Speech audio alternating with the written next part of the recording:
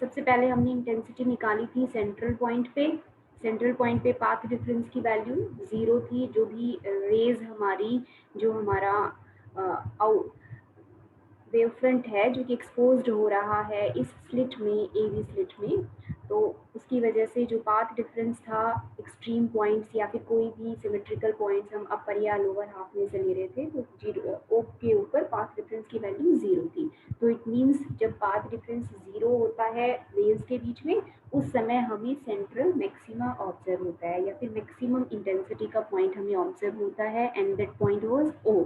ठीक है। उसके बाद हमने स्क्रीन पे अपवर्ड डायरेक्शन में एक पॉइंट माना था P, जो कि x डिस्टेंस के ऊपर था O पॉइंट से, और थीटा एंगल पे डिफ्रेक्ट होके हमारी जो डिफ्रेक्टेड लाइट थी वो हमने P पॉइंट पे फोकस करवाई थी। ठीक है। और उन दोनों जो हमने दो एक्सट्रीम पॉइंट्स लिए थे A और B, उनके बीच में पाथ डिफरेंस की वैल्यू आपने B D से लिखी थी, और इस तरह से मैथमेटिकली आपने उसकी वैल्यू लिख ली थी A साइन थीटा। तो जो पाथ डिफरेंस होगा उसको हम ए साइन थीटा की हेल्प से लिख सकते हैं। और दूसरा हम कंसीडर करके चल रहे थे वेवलेंथ की फॉर्म में। तो हमने सबसे पहले ये माना था कि जो हमारे एक्सट्रीम पॉइंट्स हैं या फिर जो हमारे सेकेंडरी वेवलेट्स हैं जो कि पी पॉइंट पर पहुंच रहे हैं, तो एक ए से आ रहा है पी पे और दूसरा आपका दूसरे एज बी से आ रहा है पी पे, तो उनके बीच में हमने कहा कि मान लेते हैं कि पाथ डिफरेंस किसके बराबर है, लैम्डा के बराबर है। ठीक है। जो कि बी डी से भी लिखा है हमने, और नॉर्मली हमने पाथ डिफरेंस लैम्डा के फॉर्म में लिख लिया 1 इंटू लैम्डा के फॉर्म में। उसके बाद हमने इसको प्रूव किया, आपका दोनों को हमने जो हमारा सेकेंडरी वेवलेट्स थे उनको हमने सेंटर के विद रिस्पेक्ट टू दो पार्ट्स में डिवाइड कर दिया था, अपर हाफ ए सी और नीचे का जो हाफ था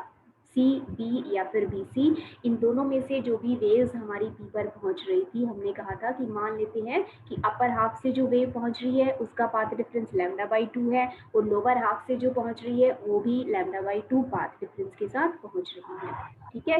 तो अब जब आप नेक्स्ट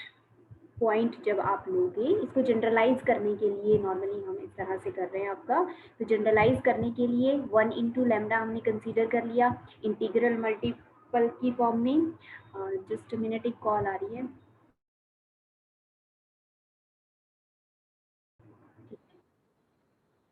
तो जनरलाइज करने के लिए हम मान लेते हैं कि अब जो वेव्स ए और बी से पहुंच रही हैं इस पी पॉइंट पे, पी ही लेके चल रहे हैं हम, उनके बीच में जो पाथ डिफरेंस है उसको हम मान लेते हैं कि वो किसके बराबर है, 2 लैम्डा के बराबर है। ठीक है। मैंने कहा था कि आपको क्या करना है, आपको कंप्लीट इस वेव फ्रंट को आपने लैम्डा बाई 2 के फैक्टर्स में डिवाइड कर लेना है। जब आपके पास लैम्डा था टोटल पाथ डिफरेंस, तो आपने दो पार्ट्स में उसको डिवाइड कर दिया था, क्योंकि हम lambda by 2 plus lambda by 2 को क्या लिख सकते हैं, लैम्डा के इक्वल लिख सकते हैं। अब हमारे पास क्या है, 2 लैम्डा है, तो हम उसको 4 पार्ट्स में डिवाइड कर सकते हैं। तो ए बी को हमने क्या करना है, 4 इक्वल पार्ट्स में डिवाइड कर देना है। सी आपका सेंटर था, उस सी के बाद में आपने क्या करना है, अपर हाफ को भी दो पार्ट्स में डिवाइड करना है। तो यहाँ पे एक लाइन हम लगा देते हैं और एक यहाँ पे लगा देते हैं लोअर हाफ में। तो हमने क्या कर दिया, इसको 4 इक्वल पार्ट्स में डिवाइड कर दिया। अब हम कहेंगे, अब इंडिविजुअली जो आपका ये फर्स्ट है, यहाँ से जो वेव्स पहुंच रही होंगी, फर्स्ट पार्ट जो है यहाँ से जो पी पे पहुंचेंगी वो लैम्डा बाई 2 पाथ डिफरेंस के साथ पहुंचेंगी। उसके बाद में ये जो बीच का पॉइंट है यहाँ से लेके सी तक जो आपका पार्ट है सेकेंडरी वेवलेट्स का, इनसे भी यहाँ पे जो वेव पहुंचेंगी वो लैम्डा बाई 2 पाथ डिफरेंस के साथ। इसी तरह से थर्ड पार्ट से भी यहाँ पे लैम्डा बाई 2 पाथ डिफरेंस के साथ आएंगी। और सी बी जो लास्ट बच गया फोर्थ, वहां से भी कितने पाथ डिफरेंस के साथ पहुंचेंगी, लैम्डा बाई 2 पाथ डिफरेंस के साथ पहुंचेंगी। ठीक है। लैम्डा बाई 2 का मतलब ये है कि एक तो ए से आ रही है और एक इस मिडिल पॉइंट से आ रही है, ए सी के मिडिल पॉइंट से। तो जो भी वेव्स यहाँ पहुंच रही हैं वो आउट ऑफ फेज हैं, और आउट ऑफ फेज का मतलब है कि वो आपस में एक दूसरे के इफेक्ट को क्या कर देती हैं, जीरो कर देती हैं। एक की पॉजिटिव साइकिल पहुंच रही है और दूसरे की नेगेटिव साइकिल पहुंच रही है। तो फर्स्ट हाफ की वजह से इंटेंसिटी क्या हो गई, जीरो हो गई। इसी तरह से जो सेकेंड हाफ है वहां से भी जीरो हो गई, जो थर्ड है आपका पार्ट वहां से भी जीरो हो गई, और जो फोर्थ है वहां से भी जीरो हो गई। तो अगेन पी पे हमें क्या ऑब्जर्व होगा, मिनिमम इंटेंसिटी का पॉइंट ऑब्जर्व होगा। ठीक है। अब इसी तरह से आपने करना है, आप 3 लैम्डा की with respect to B, 4 lambda की विद रिस्पेक्ट टू बी, आप इस तरह से डिवाइड कर सकते हैं इस ए बी सेकेंडरी वेवलेट्स के वेव फ्रंट को। तो if the direction of diffracted rays is such that, ये जो एंगल है हमारा थीटा एंगल, अब मान लेते हैं कि थीटा एंगल इस तरह से है कि पाथ डिफरेंस कितना बनता है उनके बीच में, 2 लैम्डा है, ठीक है। We again get a point of minimum intensity, जो मैंने अभी आपको समझाया उसके विद रिस्पेक्ट टू हमें क्या मिलता है, पी पे अगेन मिनिमम इंटेंसिटी का पॉइंट ऑब्जर्व होता है, ठीक है। क्या किया हमने, the wavelength 2 lambda at the slit is to be divided into 4 equal parts, हमने उसको 4 equal parts में divide कर दिया, and the path difference between the upper two parts will be lambda by 2, and similarly जो lower two parts है उससे भी क्या हो जाएगा, path difference between the corresponding points in the lower two parts will also be lambda by 2, ठीक है। कोई भी आप हाफ कंसीडर करोगे, जैसे 4 पार्ट्स में माना है, उन 4 पार्ट्स में आप कोई भी कोरस्पॉन्डिंग पॉइंट कंसीडर करोगे, उनसे जो वेव पहुंचेगी पी पॉइंट पे, उनके बीच में पाथ डिफरेंस क्या होगा, लैम्डा बाई 2 होगा, ठीक है। और वो एक दूसरे के इफेक्ट को क्या कर देंगे, पी पॉइंट पे पहुंचते कैंसिल कर देंगे, ठीक। So we shall get a destructive interference between the waves from the upper two and lower two parts of the wavefront, and as a whole complete हमें क्या मिलता है, मिनिमम इंटेंसिटी का पॉइंट मिलता है, और वो क्या कहलाएगा, आपका सेकंड मिनिमा कहलाएगा, is produced on either side of central maximum. First कौन सा था, जो कि लैम्डा के विद रिस्पेक्ट टू हमने ऑब्जर्व किया, 2 लैम्डा के विद रिस्पेक्ट टू हमें सेकंड मिनिमा ऑब्जर्व होगा, ठीक है। अगेन इसको अगर हम जनरलाइज करके बताएं तो सिमिलरली अगर पाथ डिफरेंस हमारा ए साइन थीटा आपने मैथमेटिकली लिखा था, जो आपने रे डायग्राम बना रखा था वहां से, और ये आपका फिजिकली है, जो आपकी वेव्स आ रही है लेमडा लैम्डा वेवलेंथ की वेव्स पहुंच रही है वहां पे, उनके विद रिस्पेक्ट टू लिखा है आपने। तो सिमिलरली अगर पाथ डिफरेंस 3 लैम्डा हो, 4 लैम्डा हो, 5 लैम्डा हो, 6 लैम्डा हो, it means n into lambda हो, ठीक है। तो हमें एडिशनल डार्क फ्रिंजेस ऑब्जर्व होती जाएंगी स्क्रीन के ऊपर, ठीक है। अब इसको आपने जनरलाइज करके लिख लेना है, in general a sine theta n हमने लिखा है, हम nth अगर ऑब्जर्व कर रहे हैं मिनिमम इंटेंसिटी का पॉइंट, तो हमने उसको थीटा एन की विद रिस्पेक्ट टू लिख दिया, कि जो हमारी वेव्स पहुंच रही हैं उस nth फ्रिंज के ऊपर, डार्क फ्रिंज के ऊपर, मान लेते हैं कि वो थीटा एन एंगल से डिफ्रेक्ट होकर जा रही है वहां पे, तो a sine theta n will be equal to n into lambda, ठीक है। ये हो गई आपकी कंडीशन nth डार्क फ्रिंज के लिए, ठीक है भाई। नाउ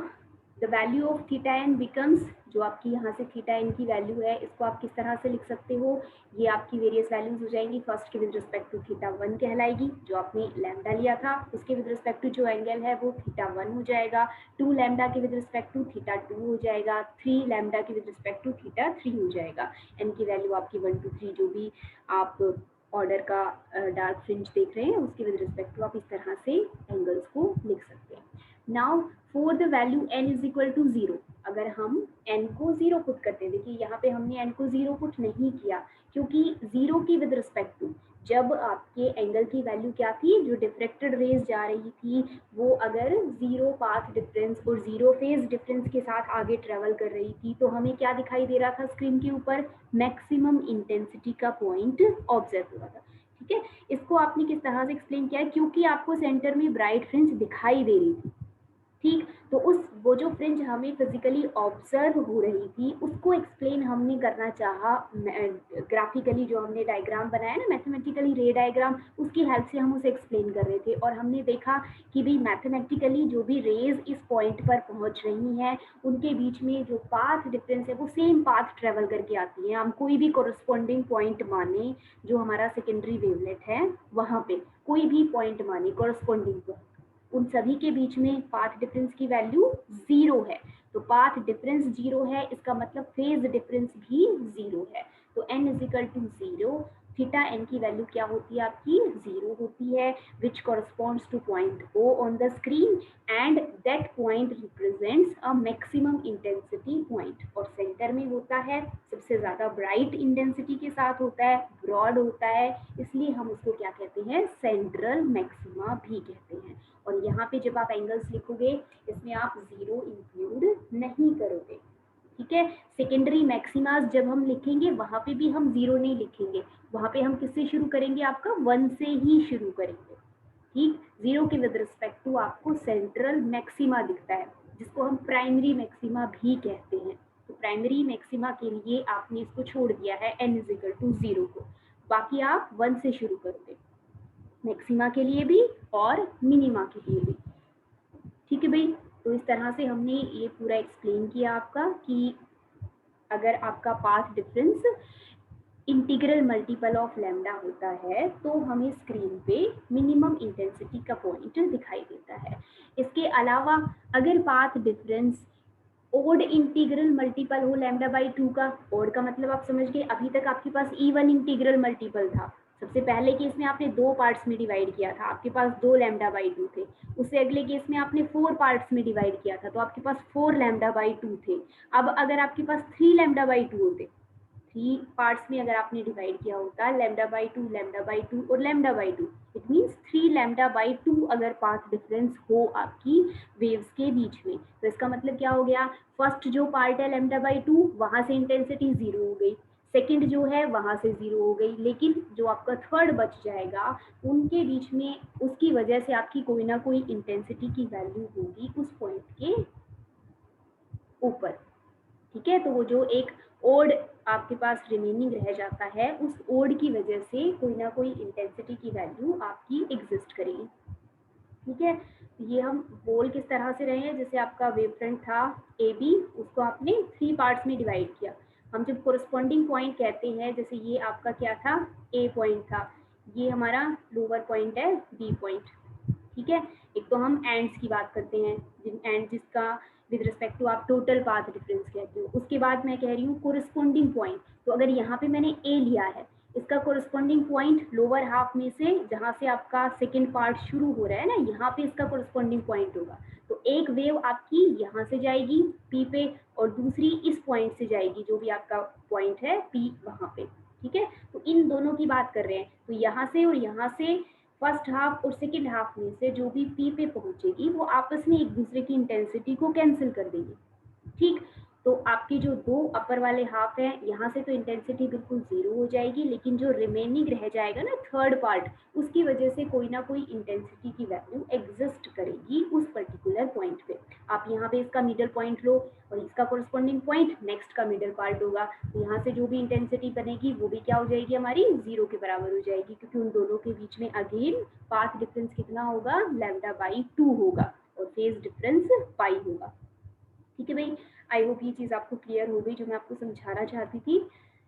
कि किस तरह से हम बात कर रहे हैं कि भाई कोरस्पॉन्डिंग जो हमारे पॉइंट्स हैं वो आपके इंटेंसिटी को कैंसिल कर देते हैं। ठीक है, तो अगर ओड इंटीग्रल मल्टीपल हो आपके पास लैम्डा बाई 2 का, उस केस में आपको स्क्रीन पे मैक्सिमम इंटेंसिटी का पॉइंट ऑब्जर्व होगा, और जनरल करके आप उसको कैसे लिख सकते हैं कि if path difference a sine theta n nth के लिए लिख रहे हैं, तो ए साइन थीटा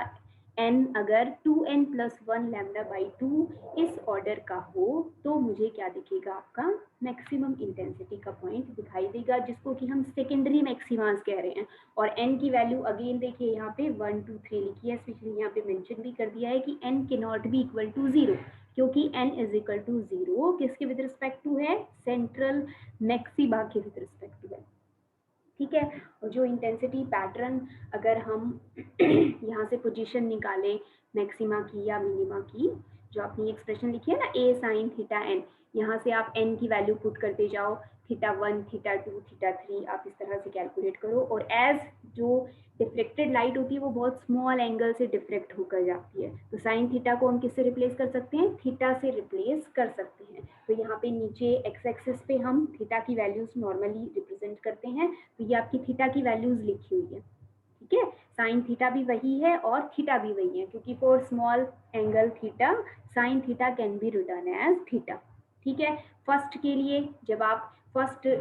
जो आपका मिनिमा का पॉइंट था उसके लिए आपने 1 इंटू लैम्डा के बराबर पुट किया था, तो आप साइन थीटा को कैसे लिख सकते हो, लैम्डा बाई ए लिख सकते हो, और इसी का आपका एक नेगेटिव पार्ट भी होगा, तो आपका मतलब कि 2 जगह पे आपको सिमेट्रिकली वही वैल्यू ऑब्जर्व होगी, एक तो अपर हाफ में और एक लोअर हाफ में। तो अपर हाफ के लिए लैम्डा बाई 2 होगी वैल्यू थीटा की, और लोअर हाफ के लिए माइनस लैम्डा बाई ए के बराबर, 2 नहीं ए है ये, ठीक है। तो इस तरह से हम ये इंटेंसिटी डायग्राम ड्रॉ कर सकते हैं। और जब यहाँ पे 1 पुट करोगे तो पहला जो आपका मैक्सिमम इंटेंसिटी का पॉइंट आएगा, इसको यहाँ पे रिप्रेजेंट करके नहीं दिखाया हुआ है आपका, यहाँ पे बीच में जो पॉइंट है ना, यहाँ पे इसके विद रिस्पेक्ट टू आप इसके यहाँ से निकालोगे, यहाँ पे 1 पुट कर दोगे, that will be equal to 3 lambda by 2, तो 3 लैम्डा डिवाइडेड बाई 2a, तो वो यहाँ बीच में आएगा आपके पास 3 लैम्डा डिवाइडेड बाई 2a, ठीक है। ये अगला फिर क्या होता है, 4 लैम्डा डिवाइडेड बाई 2a होता है, तो वो 2 लैम्डा बाई a बन जाता है आपका, अगर आप सिमेट्रिकली इनको लिखना चाहो। अदरवाइज निकालते कहाँ से हैं, ये जो 2 एक्सप्रेशन आपने लिखी है nth के लिए, वहीं से ये पॉइंट्स निकलेंगे आपके साइन थीटा की या फिर थीटा की पॉइंट्स, ठीक है। So the diffraction pattern due to a single slit consist of, जो भी हमने अभी तक रीड किया उसको हम समराइज करके लिख सकते हैं। एक तो हमने बिल्कुल शुरुआत में कहा था कि भाई हमें ऐसा पैटर्न ऑब्जर्व होता है, और अब हमने मैथमेटिकली सारी चीज़ें कैलकुलेट कर दी, उसके बाद हम कह सकते हैं कि हमारा जो डिफ्रेक्शन पैटर्न हमें दिखाई दे रहा है वो किस तरीके का है। It consist of a central bright maxima at O, यहाँ पे ये जो ओ लिखा है ये आपका सेंट्रल पॉइंट है स्क्रीन पे, तो ओ पे हमें एक सेंट्रल ब्राइट मैक्सिमा दिखाई देता है, and it is followed by the secondary maxima and minima on both sides of central maxima. Central maxima के दोनों तरफ हमें सेकेंडरी मैक्सिमाज और मिनिमाज, ये जो अगेन दोबारा से जो मैक्सिमा दिख रहा है ना, ये आपका क्या कहला रहा है, आपका सेकेंडरी मैक्सिमा कहला रहा है, ठीक है भाई। अब जो ये वाला जैसे डायग्राम है इसमें थोड़ी सी मिस्टेक है, आपका जो दूसरा मैक्सिमा था वो यहाँ आना चाहिए था, उसके बाद ये थोड़ा कम आना चाहिए था, उसके बाद ये ठीक था, क्योंकि जो इंटेंसिटी होती है ना मैक्सिमा की वो डिक्रीज होती जाती है, तो इसके कंपैरिजन में इसकी बहुत कम होती है, फिर नेक्स्ट की उससे भी कम और नेक्स्ट की उससे भी ज़्यादा कम, तो ये इस तरह से होना चाहिए था। शुरुआत में मैंने जो डायग्राम बनाया था या शो किया था ना वो बिल्कुल करेक्ट था इंटेंसिटी पैटर्न। तो इंटेंसिटी डिस्ट्रीब्यूशन हमारा जो स्क्रीन पे दिखाई दे रहा है इस तरह का होता है intensity distribution. The point O corresponds to the position of central maxima and the points on the screen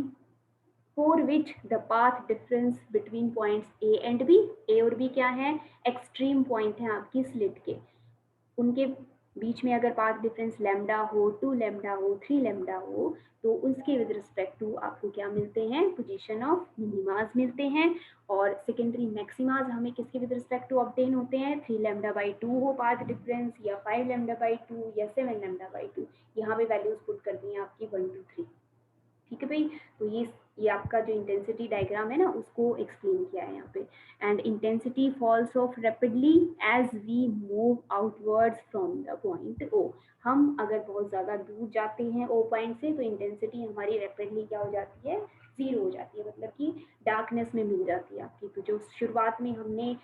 intensity pattern देखा था ना आपका जो फिजिकली ऑब्जर्व होता है, उसमें आपको थोड़े से के बाद में कोई चीज़ दिखाई नहीं दे रही थी, तो वो क्या हो जाता है, रैपिडली फॉल्स टू ज़ीरो,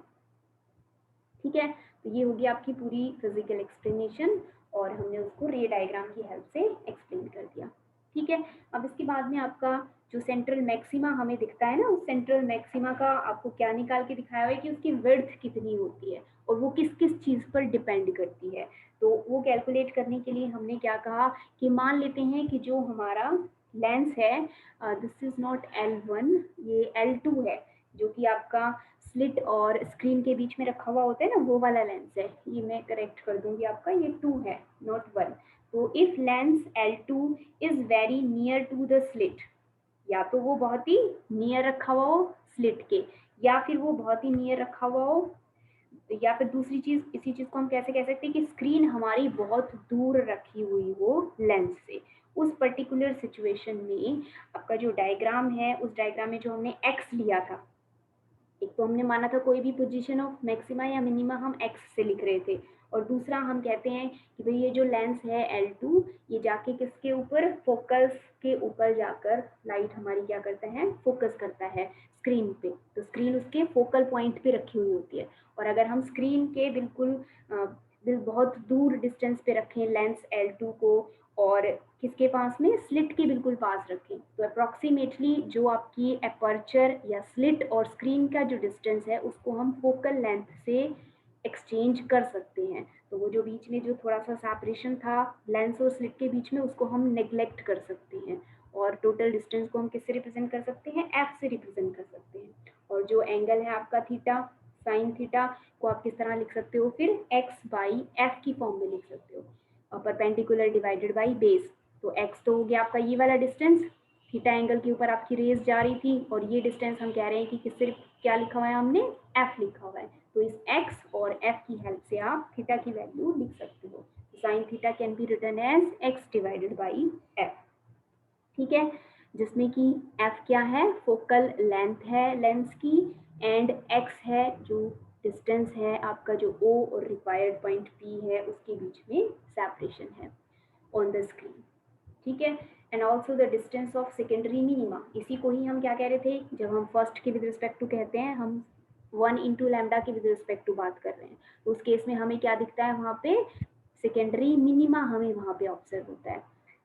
ठीक। तो वो सेकेंडरी मिनिमा सेंट्रल मैक्सिमा के बाद जो ऑब्जर्व हो रहा है वो वही सेम पोजीशन है। तो आपने जो एक्सप्रेशन ली थी sine theta is equal to lambda by a, first minima के लिए जो कंडीशन होती है कि sine theta can be written as lambda by a, तो यहाँ भी आपने साइन थीटा की वैल्यू लिखी है और यहाँ भी आपने साइन थीटा की वैल्यू लिखी है। अब इन दोनों में चेंज क्या है, ये आपका वेवलेंथ की फॉर्म में है जो कि फिजिकली एग्जिस्ट कर रहा है, ये जो एंगल ऑफ डिफ्रेक्टेड लाइट है ये आपने फिजिकली लिखा है, और दूसरा आपने कहाँ से लिखा है, अप्रॉक्सीमेशन अप्लाई किया आपने, और दूसरा जो आपने रे डायग्राम बनाया है उसकी हेल्प से लिखी है ये वैल्यू आपने,